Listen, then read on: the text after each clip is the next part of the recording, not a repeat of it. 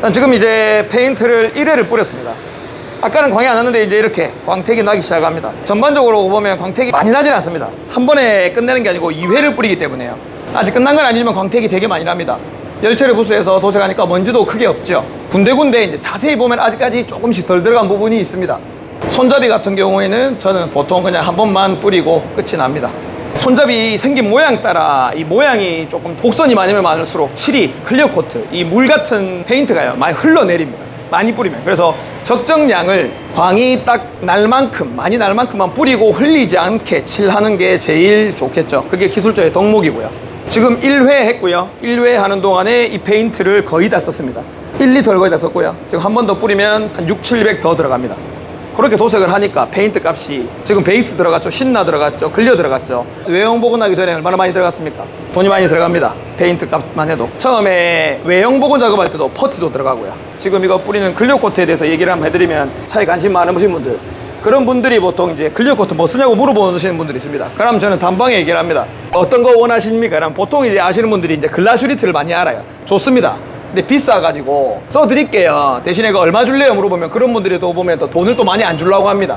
클리어 코트가 비싸면 비쌀수록 저희도 신경을 되게 많이 써야 되고요. 클리어 코트가 좋으면 또 칠이 흐를 가능성도 또 많습니다. 또 좋은 거 하는 만큼 돈은 들어간다는 걸 생각하면서 물어보셔야 돼요. 돈은 적게 주면서 좋은 재료 써달라고 하면 그거는 도둑놈 신부 아닙니까? 이렇게 쇠가 빠지게 직원들 열처리 부서에서 일을 하고 직원들 임금 주고 여기 달세 내고 직원이 10명이라서 숨만 쉬어도 한 달에 많이 나갈 때는 진짜 8천만 원, 9천만 원도 나갑니다. 세금 나오고 그러면 어깨가 무겁습니다. 잠도 못 잡니다. 오늘 브이로그입니다. 브이로그. 제 인생사도 좀 얘기하고 이 요새 직원들 임금도 너무 많이 오르고요. 페인트 값이 정말 많이 올랐어요. 페인트도 유성 페인트에서 수용성 페인트로 가면서도 물가 상승이 많았습니다. 옛날에는 자동차 올도색 하는데 100만 원이면 된다 그러고 한 판 도색하면 10만 원 이렇게 얘기했는데 지금 여러분들한테 보여주는 이 마스터 클리어 코트만 해도 한 통에 보통 한 경화제까지 하면 4, 5만 원 좀 하고요. 베이스도 지금 이 정도 들어가면은 최소 페인트 값만 한 3만 원, 뭐 많게는 4만 원, 5만 원도 들어갑니다. 들어가는 페인트 값만 해도 기본 외형 복원하는 퍼티하고 서페이스하고 그러면 거의 10만 원이 들어가요. 근데 한 판에 10만 원 갖고 되겠습니까 진짜? 한 판에 10만 원 받는 사람들이 아직도 있더라고요. 거기 제가 아는데요. 거기에 기술자가 칠 안 하고요. 그냥 진짜 월급 한 150만 원 받는 진짜 꼬마가 칠을 하고 그러더라고요. 그거 보면서 제가 진짜 안타깝다 했습니다. 이렇게 만지면 이제 안 말라요. 아까 베이스 코트는 금방 말랐는데 이 클리어 코트는 잘 안 마릅니다. 마르는데 시간이 한참 걸려요. 열 처리도 좀 해야 되고. 그래서 마르는 시간을 주고 작업을 합니다. 나름 구독자가 10,000명도 되고 했어요. 생각이 많습니다. 일주일에 2회 업로드하는 것도 힘들고 전국 각지에서 막 전화가 와요. 요새 전화 스트레스 때문에 이제 전화를 전국적으로 잘 못 받습니다. 그래서 제가 그냥 링크 올려드리고 마는데요. 이제 서울, 대전, 세종에 이런 데서 막 물어보고 그러면 저 이렇게 계속 일하고 있는데 전화가 와요. 바빠가지고 사실 전화를 못 받겠어요. 제가 몸이 10개가 있으면 좋겠는데 그래서 아무튼 그분들한테 다 응대 못 해드리는 건 죄송스럽게 생각합니다. 사람이 사는 일인지라 저도 직원들, 우리 가족들 먹여 살리기 위해서 일해야 되기 때문에 효율적으로 일해야 되기 때문에 딱 할 만큼만 해드릴 건데 제 유튜브에 많은 영상을 담아 드릴 테니까 좀 이해해 주십시오. 이렇게 또 칠하고 나가면 열 주고 나서 또 밖에 외형 복원 작업하고 차 테이핑하고 고객 응대하고 판금부 가가지고 부품도 조립하는 거 봐줘야 되고 할 게 천지입니다. 이제 두 번째 클리어 코트 들어갑니다.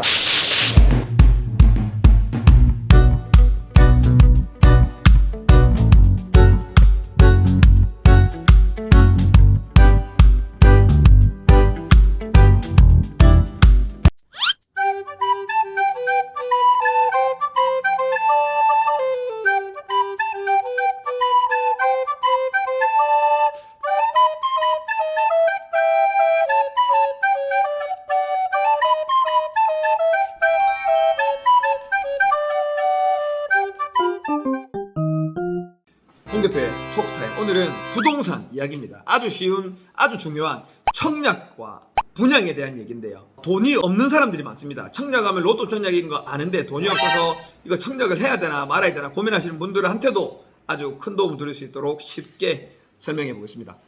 부동산 얘기하기 전에요. 오늘 보고 온 영상은 제가 뭐 나름대로 판금도 할 줄 알고 도색도 좀 할 줄 알고 하지 작업이라고 외형 복원 작업도 할 줄 압니다.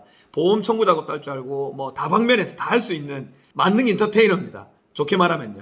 잘 못 말하면 이제 반푼수고요. 다 어느 정도씩 이상씩 할 수 있습니다. 그래서 너무 바쁘고 참 힘들게 지내고 있다는 거 보여드리면서요. 그리고 유튜버도 겸하고 있으면서 요새 막 전국적으로도 연락을 많이 받고 하고 있습니다. 그래서 좀 많이 힘들어요. 업무량이 너무 과다해서 상담을 다 못 해드리는 거는 죄송스럽게 생각하고요. 제가 잘 드릴 수 있는 정보는 유튜브 안에 공간에서 많이 활용해서 보여드릴 수 있도록 하겠습니다. 요즘에 물가가 엄청 많이 올랐습니다. 2, 3년 전보다 뭐 매출은 똑같아졌는데 나가는 지출은 엄청나게 많아졌어요. 사실 요새 제가 거의 뭐 몇 달 동안 돈을 거의 못 벌다시피 하고 있습니다. 진짜 힘듭니다. 직원은 많고 일은 많지만 결국에는 일하시는 한정되어 있기 때문에 아무튼 뭐 힘듭니다.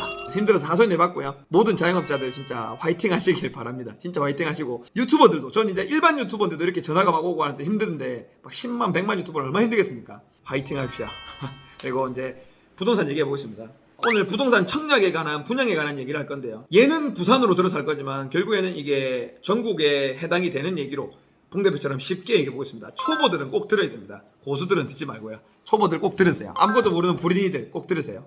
예를 들어서 이제 온천 4구역, 부산의 온천 포레스트지라고 부산 사람들이 아주 기대했던 온천 4구역이 분양을 합니다. 작년부터 분양을 한다고 했었어요. 근데 이제 올해 분양을 합니다. 12월달, 11월달에 한다고 합니다. 이게 왜 못했냐면 분양가 상한제 때문이었습니다. 전국적으로 봤을 때 분양가 상한제가 뭐냐면요. 우리나라는 아파트를 짓기 전에, 다 지어지기 전에 분양을 먼저 하고 청약을 해서 당첨자들이 다 정해지고 청약 당첨자들의 명의로 대출을 하거나 계약금을 받아가지고 아파트가 지어지는 선분양 제도입니다. 보통 뭐 다른 나라 선진국에는 후분양이 많아요. 그러니까 아파트가 다 지어지고 나서 들어와서 살으세요 이렇게 하는 후분양 제도가 많습니다. 우리나라는 선분양 제도인데 선분양을 하려고 하면 분양가가 정해져야 되는데 이 분양가를 정부에서 지자체에서 상한 리미트를 걸어놨습니다. 주위 아파트 시세가 10억인데 그러면 당연히 아파트 분양하는 사람이나 재개발 조합원들은 본인들의 수익을 위해서 10억에 분양을 하고 싶겠죠. 나는 새 아파트인데 당연히 10억을 넘어갈 텐데 하지만 정부에서 그러면 집값이 너무 서로 계속 높아지니까 너는 상한제를 걸어. 그래서 10억 아파트인데 이때까지는 뭐 한 6억 정도까지밖에 분양을 못하게 했어요. 엄청나게 작게 했죠. 그래서 로또 청약이 나왔던 겁니다. 청약 당첨된 사람들은 엄청나게 좋고 안 된 사람들은 상실감을 가지고 청약 당첨된 사람들은 진짜 완전 로또죠. 몇 억을 그냥 벌고 시작하는 거니까. 그렇게 되면 뭐가 되냐? 건설사들이나 조합원들의 이익이 많이 낮아졌어요. 근처에 바로 아파트는 10억인데 분명히 이 아파트는 12억이 될 텐데 6억에 분양을 하라고 하니까 얼마나 열받겠습니까? 그래서 이 분양을 미루고 안 하는 단지들이 늘어났었습니다. 서울에도 뭐 반포주공 아파트 이런 아파트들이 재건축 아파트인데 분양을 안 하고 있었어요. 옆에 12억인데 그럼 10억은 하게 해도되는데 10억도 안 하게 해주니까 그렇게 해서 청약이 못하고 있다가 요새는 청약을 하게 해줬습니다. 그래가지고 이제 온천 4구역이 1950만원 정도의 청약을 하게 됐고 주위의 시세는 10억에서 12억쯤 하는데 청약하는 금액은 뭐 한 7억에서 한 8억 정도로 정해졌습니다. 그래도 최소 2억 이상 개번하죠. 그래도 로또 청약입니다. 그래서 아무튼 청약은 되게 됐습니다. 이게 분양가 상한제였고요. 돈 없는 사람들은 어떻게 청약을 하느냐 한번 말씀드려볼게요. 내가 아파트는 6억 7억인데 뭐 7억 8억인데 내가 아파트를 어떻게 사노? 이런 사람들한테 말씀드리는 게 일단 당첨이 되고 나서 고민을 하는 겁니다. 단 조건이 계약금의 10%는 있어야 됩니다. 6억짜리 분양가다 그러면 6천만 원은 있어야 됩니다. 그렇고 나고 나중에 이제 2년 3년 뒤에 아파트가 입주할 때쯤 되면 대출이 됩니다. KB 시세에 대해서 80% 대출을 해주는 게 있고 아파트 분양가에 대해서 80% 대출을 해주는 경우가 있습니다. 지금 원래는 KB 시세를 줬는데 지금 대출을 옥죄고 있어서 분양가에 80% 해준다는 얘기가 많이 있습니다. 아무튼 결론은 청약은 아파트 금액의 10%만 있으면 청약이 되니까 일단은 청약을 하십시오. 청약해도 안 걸리니까 10%도 넘는 사람들은 청약하면 안 되고요. 10%라도 있는 사람들은 청약을 하십시오. 해놓고 나서요. 뭐 분양권 전매 제한이라고 해서 팔지 못하지만 또 팔 수 있는 루트가 생깁니다. 어떻게든 청약 당첨되고 나서 고민을 하시고요. 그리고 나서 운이 좋으면 입주 때 돼서 KB 시세가 오르고 경권이 바뀌고 해서 대출이 조금 널널하게 나오면 나중에 계약금의 10%만 가지고도 6억짜리 7억짜리 아파트를 대출을 이빠이 땡겨서 살 수는 있습니다. 해가지고 이자 내다가 팔면 되죠. 일단 결론입니다. 아파트 청약은요 계약금의 10%만 아파트에 10%만 있으면 무조건 청약을 하십시오.